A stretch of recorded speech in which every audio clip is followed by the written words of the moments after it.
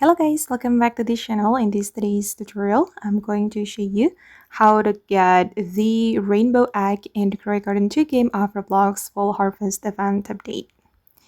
Okay, first you're going to teleport to the Fall Harvest world and then you're going to join the guild.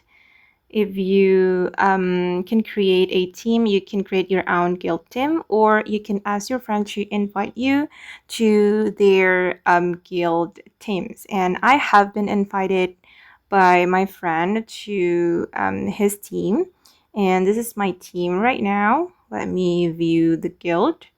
Okay, and then guys, if you are lucky or if you can have rank, you will get rewards, and one of the rewards is this rainbow egg.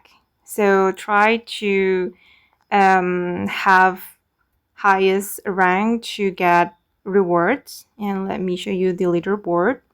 Okay, this is for the global top guilds, and this is the local top guild. Oh, for the local, my team has rank 1.